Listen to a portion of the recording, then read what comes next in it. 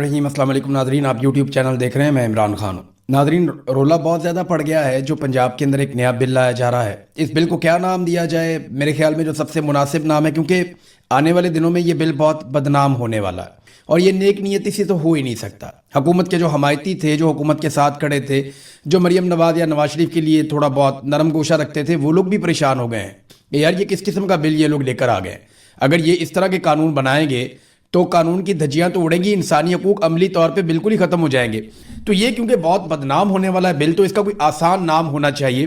तो ये martial law bill, इसका मेरे ख्याल में अब तक मुझे जो समझ आया, आसान तरीन नाम इसका रखा जा सकता है, मार्शल लॉ बिल। और ये पंजाब के अंदर एक तरह से मार्शल लॉ बिल लाया जा रहा है। इसका मुश्किल नाम लेने से बेहतर है इसको मार्शल लॉ बिल ही पुकारा जाए। ये पाकिस्तान में अब एक नया ट्रेंड है, यानी पंजाब के अंदर खास तौर पे खातून सिविल मार्शल लॉ एडमिनिस्ट्रेटर टिक टॉकर मरियम नवाज साहिबा जो है वो अब एक कानून लेकर आ रही है जो उनका मनपसंद कानून है। इसमें मैंने मनपसंद इसलिए कहा कि जो एमपीए है जिसने ये बिल मुतारिफ करवाया वो खुद मुकर गया। उसने कहा जी मैं तो नहीं लेके आया। यानी ताज़ा अपडेट इसमें यह है कि नून लीगी एमपीए खालिद रांझा, जिनके बारे में कहा जाता है कि वो ये बिल लेकर आए, उन्होंने कहा ये बिल उनका नहीं है बल्कि पंजाब हुकूमत का बिल है और ये कानून वजीर आला पंजाब मरियम नवाज की मुशावरत से लाया गया है। और जो स्पीकर है वो कह रहे हैं जी मुझे तो आगाही नहीं किया गया। यानी पीका का जो कानून है वो भी पीएमएलएन लेकर आई थी नवाज शरीफ के दौरे हुकूमत में, शहबाज शरीफ के दौरे हुकूमत में, इमरान खान साहब के दौर में इस पे काम होने लगा था। और उस दौर में मैंने कहा था कि सख्त कवानीन जरूर बनाएं लेकिन सबके लिए बनाएं। और फिर सारे सहाफ़ी निकल आए, बड़ा एहतजाज किया गया। अब ये उससे भी घटिया नौइयत का एक अजीबोगरीब किस्म का काला कानून मार्शल लॉ बिल वो लाया जा रहा है। और मार्शल लॉ बिल के अंदर क्या होगा इसकी तफसीलात मैंने आपको पहले बताई। कुछ चीज़ें मैं आपको ये बताता हूँ। एक तो जनाब एमपीए साहब मुकर गए, वो कहते जी मेरा नहीं है। तो ये आप रिकॉर्ड के ऊपर रख लें कि ये बिल जो है मरियम नवाज साहिबा का बिल है, मरियम नवाज साहिबा का पसंदीदा बिल है, वो खुद इसको लेकर आ रही हैं। इससे आपको अंदाजा हो जाना चाहिए कि ये खानदान किस कदर फाशिस्ट रवैया रखता है। अब आ जाए स्पीकर पंजाब असेंबली मलक मोहम्मद अहमद खान। देखें, जो भी कमेटियों के अंदर बिल जाते हैं ना या कानून पास होने के लिए जाते हैं उनके बारे में स्पीकर को जरूर पता होता है, लेकिन यहां पे स्पीकर पंजाब असेंबली मलक मोहम्मद अहमद खान का Punjab control of habitual offenders bill 2026 से लाइल्मी का इजहार। अब वो कहते हैं जब ये बिल ऐवान में पेश हुआ तो मुझे क्यों नहीं बताया गया, बिल पर लाइल्मी पर सख्त एक्शन लूंगा। अंग्रेज दौर का नौ आबादियाती कानून जो है, निजाम का जो कानून है वो मुमकिन नहीं है, मलक अहमद खान कह रहा है। मलक अहमद खान कौन है? जनरल बाजवा का बहुत करीबी आदमी, रिजीम चेंज ऑपरेशन के मरकजी किरदारों में से एक।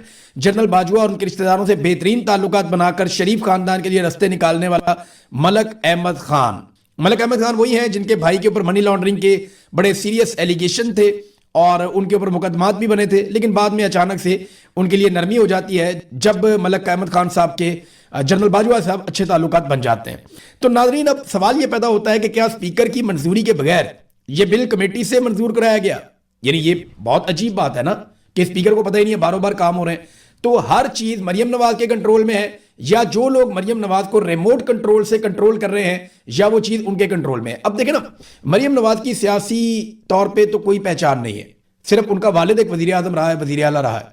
अपनी सियासी हैसियत उनकी कुछ नहीं है, ना उनकी सियासी सोच है, ना उनके पास जो उनकी कैबिनेट में करीबी उनकी सहेलियां हैं उनमें से किसी की सियासी सोच नहीं है। आप अंदाजा करें ना, वो जो वजीर तालीम जिस आदमी को रखा हुआ है, अब जिस लेवल का वजीर तालीम है उस लेवल को देख के आपको अंदाजा हो जाना चाहिए कि इनकी टोटल कैपेसिटी क्या है। यानी जिस हुकूमत का, जिस कैबिनेट का वजीर तालीम इस लेवल का आदमी हो, आपने शक्ल देखी है उसकी, आपने काम भी उसके सुने, आप उसकी तहरीरें भी पढ़ते रहते हैं, उसके बयानात भी सुनते रहते हैं, बंदा सर पकड़ के बैठ जाता है कि ना सर है ना पाँव है। तो जिनका वजीर तालीम इस नौयत का होगा, जिनकी इंफॉर्मेशन मिनिस्टर को देख लें, बाकी मिनिस्टर्स को आप देख लें, तो आपको उनकी ज़हनी हालत का पता चल जाएगा। तो इनका कोई तजुर्बा तो है नहीं सियासत में, बेचारे बिल्कुल सियासत से नाबल्द हैं। तो इनको लिखकर जो चीज़ दी जाती है ये समझते हैं वही ठीक है, जो इनको ब्रीफिंग दे दी जाती है ये पागल हो जाते हैं उसके ऊपर, पता नहीं कितना बड़ा काम हो गया। लेकिन जो आदमी थोड़ी सी भी सियासत को समझता है या जिस सहाफ़ी को थोड़ी बहुत भी समझ है, वो सर पकड़ के बैठ गया कि ये इन्होंने किया क्या, ये किस लेवल का कानून ये लोग लेकर आ गए हैं। पूरा निज़ाम हिल गया है कि भाई अब क्या करना चाह रहे हैं। क्या आप पाकिस्तान को शुमाली कोरिया से भी बदतरीन कोई जगह बनाना चाहते हैं? क्या आप डिक्टेटरशिप से भी आगे किसी जगह पे जाना चाहते हैं? जनाब एमपीए मुकर गया, कहता जी मेरा नहीं है, मरियम नवाज क्या है, मरियम नवाज ने खुद बनाया था, पंजाब हुकूमत का, मैं कल्ला नहीं है। और जो मलक अहमद खान साहब है वो कहते जी मुझे तो पता ही नहीं था इसके बारे में। ये चीज भी हो रही है यानी, और इसको जो है वो जोड़ा गया अंग्रेज दौर का नौ आबादियाती निजाम। ये उस तरह का एक कानून है جو یہ لایا جا رہا ہے پنجاب کے اندر. اب اس کے اوپر نا لوگ الگ الگ رائے دے رہے ہیں. جو بہت قریبی لوگ ہیں پی ایم ایل این کے, نواز شریف کے, مریم نواز کے, وہ لوگ بھی بیچارے بولنا شروع ہو گئے. یعنی وہ صحافی جنہوں نے بہت سپورٹ کیا وہ بیچارے بھی بول رہے ہیں کہ یار یہ کیا مصیبت ہے. اب یہاں پہ جو ہے وہ نجم سیٹھی کا سٹیٹمنٹ بہت انٹرسٹنگ ہے. وہ کہتے ہیں کہ آج یہ حکومت میں بیٹھے ہوئے ہیں, کل یہ اپوزیشن میں انہوں نے جانا ہی جانا ہے, تو پھر کی کرو گے تسی.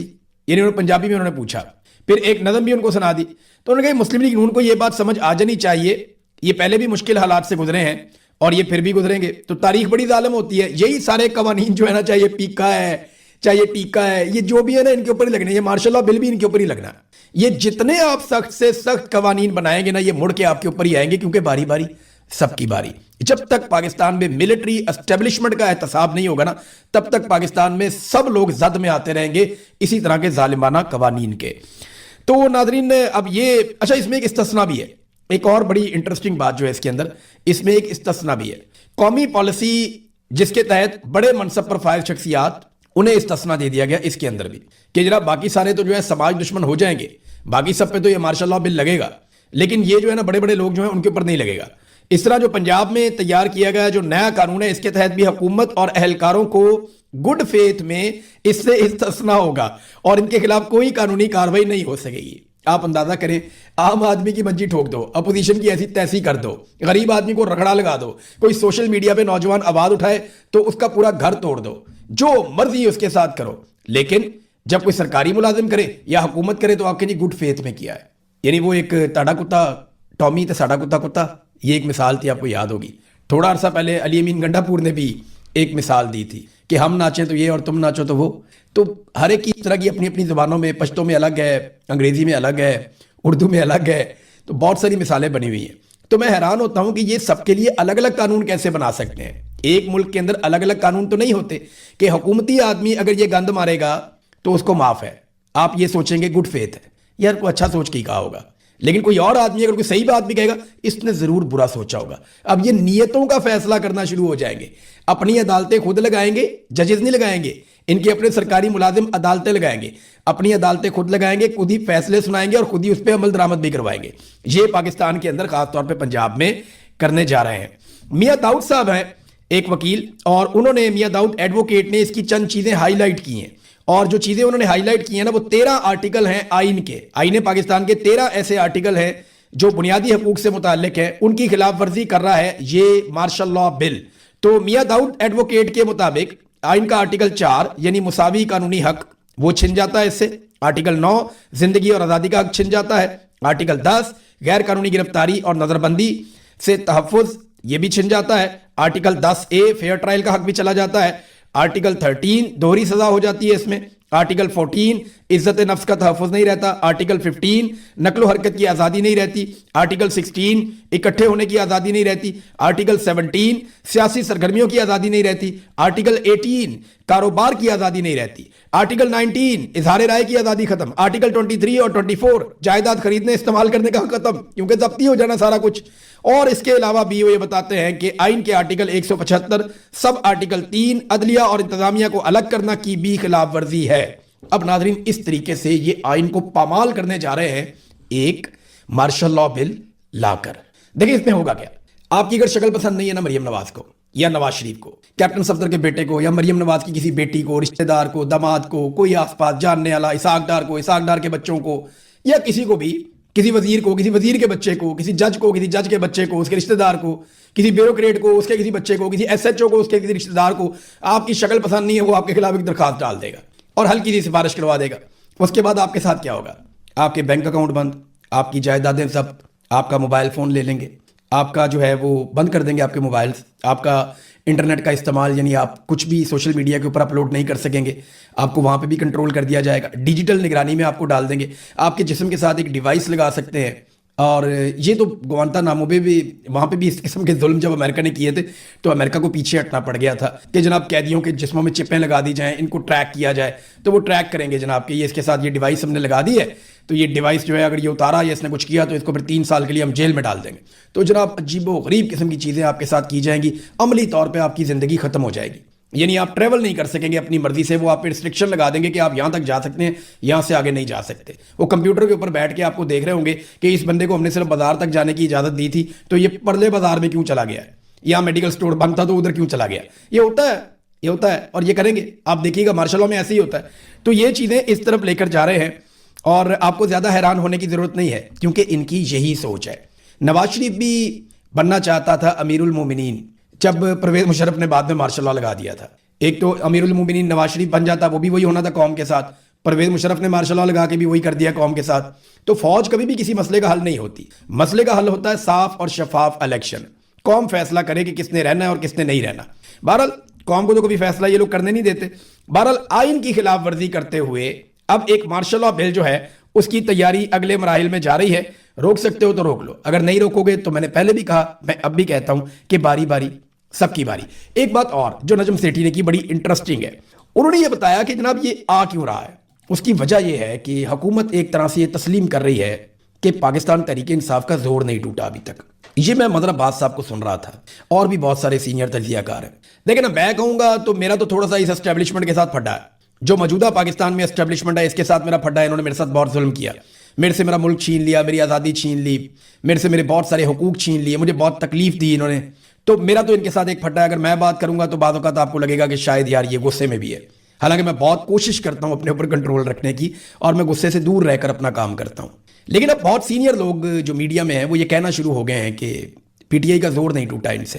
انہوں نے سب کچھ کر کے دیکھ لیا اور یہ کوئی ایسا پولیٹیکل بیانیہ بنانے میں کامیاب نہیں ہوئے جس سے یہ پاکستان تحریک انصاف کو کمزور کر سکیں یا ان کے ووٹ بینک کو ہلا سکیں. ہاں انہوں نے آپٹکس ضرور کریٹ کر لیے، جعلی الیکشن ضرور جیت لیے، لیکن جب بھی کبھی لوگوں کو موقع ملے گا فری اینڈ فیئر الیکشن میں لوگ بڑے پیمانے پہ نکل کر اسی طرح پاکستان تحریک انصاف کو ووٹ ڈال لیں گے. اور یہ بات پاکستان کی ملٹری اسٹیبلشمنٹ اور سارے جانتے ہیں. تو ابھی جناب ایک اور الیکشن آ رہا ہے کہ بلدیاتی الیکشن پنجاب کے اندر، تو اس سے بھی انہیں خوف ہے کہ وہاں پہ لوگ نکلیں گے اور پاکستان تحریک انصاف کو ووٹ ڈالیں گے. اگر ایک الیکشن بھی پاکستان کی ملٹری اسٹیبلشمنٹ نے پبلک پہ چھوڑ دیا اور الیکشن کمیشن کے اوپر دباؤ نہ ڈالا جعلی فارم 47 کے لیے، تو پوری کی پوری پی ایم ایل این ان کی لیڈرشپ نواز شریف سے لے کے نیچے تک سارے کے سارے بری طرح ایکسپوز ہو جائیں گے، جیسے 2024 میں 8 فروری کے الیکشن میں یہ لوگ ایکسپوز ہو گئے تھے. ناظرین اب سہیل افریدی صاحب نے ایک سٹیٹمنٹ دیا ہے اور ایک سخت سٹیٹمنٹ ہے ان کی طرف سے، کیونکہ 5 اگست قریب آ رہی ہے. اگر تو 5 اگست کا مومنٹم بنانا ہے تو پاکستان تحریک انصاف کو وہ اناؤنسمنٹ کرنی چاہیے تھی جو ان کے انٹرنل میٹنگ میں ڈسکس ہوئی تھی. مجھے یہ انفارمیشن ملی تھی کہ پاکستان تحریک انصاف میں یہ ڈیبیٹ ہوئی تھی کہ 5 اگست کو ملک گیر احتجاج کیا جائے، 5 اگست کو پورے ملک کو نکالا جائے اور فیصلہ کن ایک لانگ مارچ کیا جائے، اور اس قسم کی تجاویز آ رہی تھی. لیکن پھر اچانک سے سارا کچھ ایویپوریٹ ہو گیا، سب خاموش ہو گئے، یہ خبریں کہیں دب گئی، کسی نے اناؤنسمنٹ بھی نہیں کی. میرے خیال میں آخری دنوں میں اناؤنسمنٹ کریں گے، چند دن پہلے جب تیاری کا وقت نہیں بچے گا. اگر آپ زیادہ دیر تک کوشش کریں، زیادہ دیر تک تیاری کریں، اس کا مومنٹم بلڈ کریں تو ایک بہتر احتجاج یا لانگ مارچ ہو سکتا ہے. لیکن اگر آپ کہیں جی میں نے فوراً کرنا ہے تو پھر تو وہ نہیں ہوتا نا، پھر تو جیسے اسٹیبلشمنٹ چاہتی ہے پھر اسی طرح کا ہوتا ہے. بہرحال سہیل افریدی نے کہا کہ سیکورٹی فورسز کو پیغام دیتا ہوں احتجاج ہر صورت ہوگا، گولی چلی تو پہلا سینہ میرا ہوگا. ویسے علی امین گنڈا پور نے بھی یہی کہا تھا، سہیل افریدی صاحب نے بھی اسی طرح کا سٹیٹمنٹ دیا ہے. جو ہوگا وہ پھر ہم دیکھیں گے. سہیل افریدی نے کہا کہ سیکورٹی فورسز کو پیغام دیتے ہیں عمران خان سے ملاقات کے لیے ہمیں احتجاج کرنا ہے، اگر کسی نے مظاہرین پر گولی چلائی تو وہ بے غیرت ہوگا، اور جو گولی چلانے کا کہے گا وہ بھی بے غیرت ہوگا. یہ بھی انہوں نے جناب بے غیرت کہنا شروع کر دیا. پھر اس کے بعد انہوں نے اپنے کوئی ترقیاتی منصوبے اور چیزوں کے بارے میں بتایا. لیکن سہیل افریدی نے یہ نہیں بتایا کہ یہ جو ثواب دیدی فنڈ ہے اس کے بارے میں جو ARY نے خبر چھاپی وہ خبر ٹھیک ہے یا غلط ہے، کیونکہ اس خبر کے مطابق ثواب دیدی فنڈ کو لگ بھگ 700% سے زیادہ بڑھا دیا گیا ہے.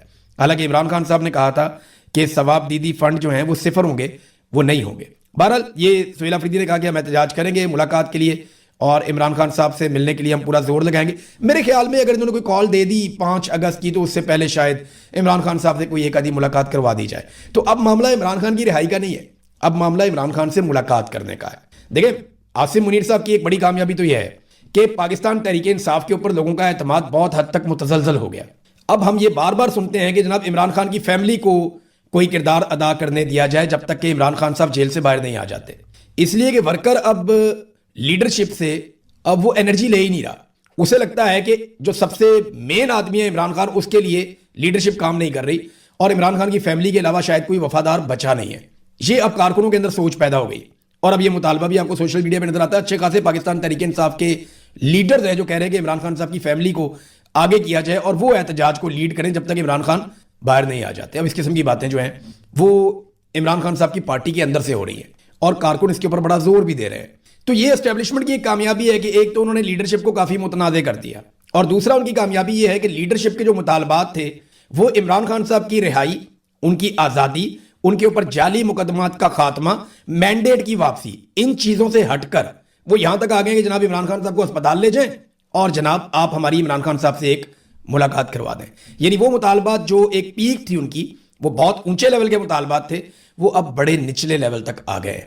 اور یہ ملٹری اسٹیبلشمنٹ نے اپنے ظلم کے ذریعے سے کیا ہے، اور پاکستان تحریک انصاف کی لیڈرشپ ایک ایک قدم کر کے پیچھے ہٹتی رہی مفاہمت کے چکر میں، اور آج اب وہ وہاں کھڑے ہیں کہ وہ کوئی بڑا مطالبہ بھی نہیں کر رہے.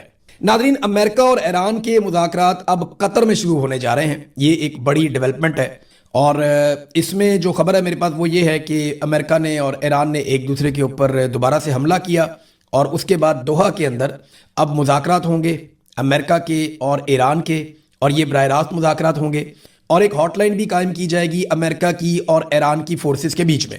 یعنی ان دونوں فوجوں کے بیچ میں ایک ہاٹ لائن قائم کی جائے گی تاکہ کسی بھی ہنگامی صورتحال میں جوابی حملہ کرنے سے پہلے یہ ایک دوسرے سے رابطہ کر کے پوچھ لیں کہ جناب یہ کام آپ نے کیا ہے یا کوئی تیسرا کر گیا ہے. تو یہ ایک اچھی بات ہے، یہ ہو جانا چاہیے، اور یہ قطر کی طرف سے ایک آئیڈیا ہے. اس پہ اگر عمل درآمد ہوتا ہے تو یہ ذرا بہتر رہے گا، ایک بڑی لڑائی سے بچنے میں مددگار بھی ثابت ہوگا. دو چیزیں ہیں جہاں پہ ساری اٹینشن ہے. نمبر ایک، ایران کا جو ایٹامک پروگرام ہے اس کے اوپر بات ہوگی، اور نمبر دو جو ہے وہ آبنائے ہرمز کو کس طریقے سے اور کیسے کھولنا ہے اس کے اوپر بھی، یا کھلا کیسے رکھنا ہے، اس کا فیوچر کیا ہوگا، اس کے اوپر بات چیت ہوگی. باقی تو سارے معاملات ایران کے فائدے کے ہیں. امریکہ کے نقطہ نظر سے تو یہ دو چیزیں امپورٹنٹ ہیں، باقی ایران کے فائدے کی چیزیں. بہرحال منگل سے دوبارہ یہ بات چیت شروع ہونے والی ہے، اور آج عمران خان صاحب کے دو کیسز اسلام آباد ہائی کورٹ میں لگے ہوئے ہیں، جن میں عمران خان صاحب کی قید تنہائی کے حوالے سے علیمہ خانم اور بشرا بی بی کی قید تنہائی کے حوالے سے ان کی بیٹی نے کیس کیا ہوا ہے. تو آج دیکھتے ہیں کہ ان کیسز کا کیا بنتا ہے اسلام آباد ہائی کورٹ میں. ویسے تو عدالت سے جو ہے وہ 26ویں اور 27ویں آئینی ترمیم کے بعد کسی قسم کے انصاف کی توقع نہیں ہے.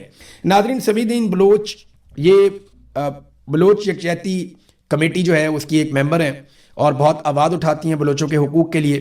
ان کے والد کو جبری طور پہ لاپتہ ہوئے آج 17 سال ہو گئے. کتنی تکلیف اور کتنا کرب ہے. میں ان کا ایک انٹرویو سن رہا تھا، اس میں انہوں نے ماہرنگ بلوچ کو کہا کہ دیکھو ماہرنگ، تمہارے پاس اپنے باپ کی قبر ہے، میرے پاس تو اپنے باپ کی قبر بھی نہیں ہے.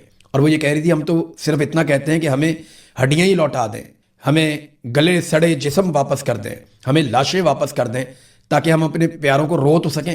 اب ان کے جو والد ہیں ان کو جبری طور پہ لاپتہ ہوئے 17 سال ہو گئے. 28 جون 2009 کو انہیں جبری طور پہ لاپتہ کیا گیا تھا. اب سوال یہ پیدا ہوتا ہے کہ اگر انہوں نے کوئی غیر قانونی کام کیا یا وہ پاکستان مخالف سرگرمیوں میں ملوث تھے یا فرض کر لیں کہ وہ کوئی دہشت گرد ہے تو اس کو عدالت کے اندر پیش کیا جانا چاہیے تھا. اس طرح سے جو جبری طور پہ آپ کسی کو لاپتہ کرتے ہیں تو آپ نہ صرف ایک خاندان بلکہ ایک پورے قبیلے کو اپنے خلاف کر دیتے ہیں. اگر آپ قانون کے مطابق لا کر چیزوں کو ثابت کریں تو لوگ سوچیں بھی کہ جناب کوئی آدمی غلط کرتا ہے تو اس کے ساتھ غلط ہوتا ہے. لیکن جب آپ بغیر عدالت کے ایک اپنا ہی آپ ماورائے عدالت کاروائیاں شروع کر دیتے ہیں تو اس کا نتیجہ کبھی بھی اچھا نہیں نکلتا. اب تک کے لیے اتنا ہی. اپنا خیال رکھیے گا، اپنے چینل کا بھی. اللہ